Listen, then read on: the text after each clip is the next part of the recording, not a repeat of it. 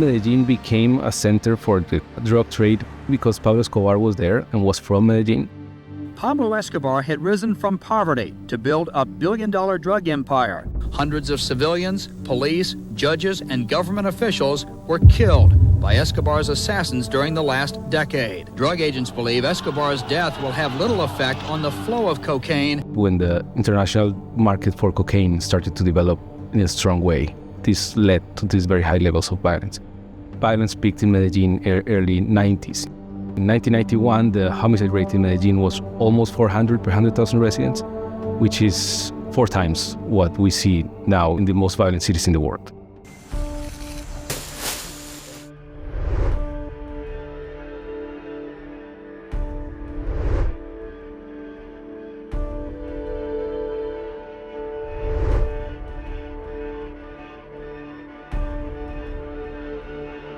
In Medellin, we estimate that roughly 500 to 1,000 boys every year are recruited by organized crime. They are not forcibly recruited into the gang. They want to be in the gang. This is what we've learned.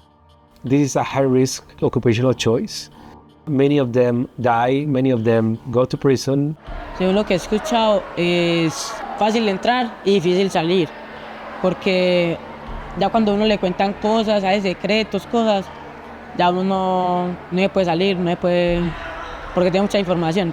Pues es muy mala porque hay balaceras y drogas y entonces eso es muy malo. Entonces la vida es mala allá. How can you mitigate the social costs that it creates? We need to understand who are the kids who are joining these gangs and preventing them from joining before they join.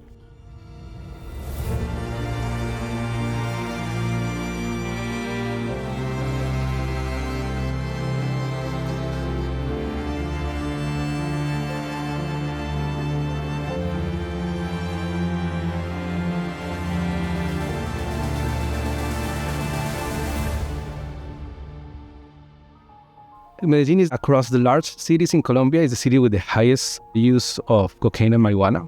We estimate there's roughly 12,000 gang members. Even if you put them in prison, then someone else is going to come and arrive and supply the products in that market.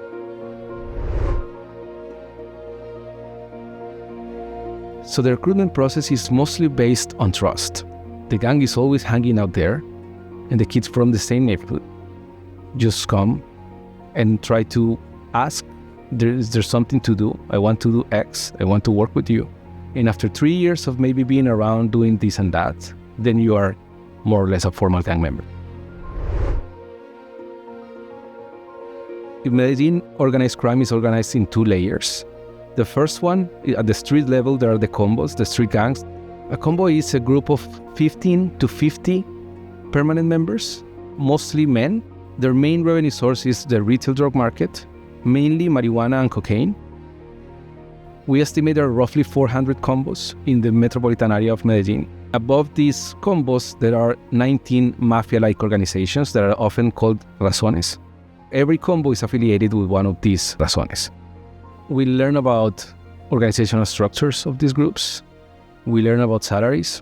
We know, for instance, that an entry-level salary in a gang puts people roughly at the median of the income distribution of the city, so that they earn more than half of the workers in the city, even if they are a 15-year-old kid. So what we're going to do is to provide kids with an intervention that has several components. We merged data, school records, with historical arrest records of 20 years. And so we created like a sort of risk score per school. We identified the 100 where we thought the risk of gang recruitment was highest.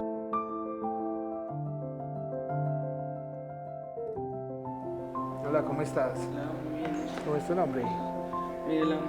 Kids joined the gang between 15 and 17. We said, let's interview kids who are between 12 and 14 roughly to identify their interest in the gang. Bueno, mi nombre es Andrés Machuca, trabajo para IPA, es una organización internacional. And so what we do is we present the kids with 4 occupational opportunities. Occupations for which you don't require high school, such as bus driver, taxi driver, construction worker. Occupations for which you require some degree of community college, like for instance a mechanic. Occupations for which you require an undergrad, like an engineer, a doctor, an accountant. and the illegal occupation to join a gang. And then we give the kids 10 tokens. We say that these are 10 clones of yourself when you are 25. What do you think they're going to be doing? And for the kids that we've interviewed, roughly 8% put 3 or more clones in the gang. So these are the kids that we're focusing on. We're providing kids with information because we found that kids who are more interested in the gang, they believe that if you go to community college or to an undergrad, you're going to earn less money than a gang member. And also, we've identified in the survey that kids who are more interested in the gang believe that the gang brings more benefits, like respect, status, enjoyment, success with women, for instance. We want them to learn about what's the actual choice set that they have for the future, how to access to scholarships and access higher education. This is only information, right? So it's probably just short-term impacts. We designed a program that has 2 components. One is vocational training, and the second one is a behavioral change technique to help kids plan, identify obstacles, and dream.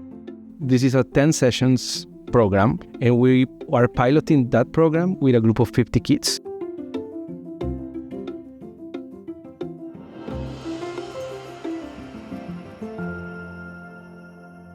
El proyecto es bastante interesante ya que para mí nos deja analizar con más profundidad qué es lo que queremos en nuestro futuro para poder tener una vida más planeada y no improvisar tanto en el camino. Me ayuda a pensar un poquito más en lo que quiero hacer en mi futuro y qué acciones debo tomar en el presente para el futuro, no estar en situaciones malas, ya saber todo lo que tengo que hacer. Sí, ha sido útil. I can proudly say that every time we present these preliminary results of the project with policymakers from other cities, they want us to do the same type of work there. We've been talking to people in Rio de Janeiro, we've been talking to people in Cali, we've been talking to people in Mexico, and also in other cities in Colombia. Yo para mi futuro espero tener una buena estabilidad económica y alcanzar la felicidad. Espero llegar a una buena universidad y ser ingeniero de sistemas. Entonces, Santiago, ¿te gusta? En mi futuro, yo quiero estudiar administración de empresa y lograr todos los objetivos que tengo desde niño. I would measure success if kids remain in school. We would measure success if kids don't get in contact with the criminal justice system, if they continue and move to higher education, and if they get to work. I'm optimistic. See Medellin in the 90s, then in the 2000s, then today. I think it's challenging, but we're better now than before.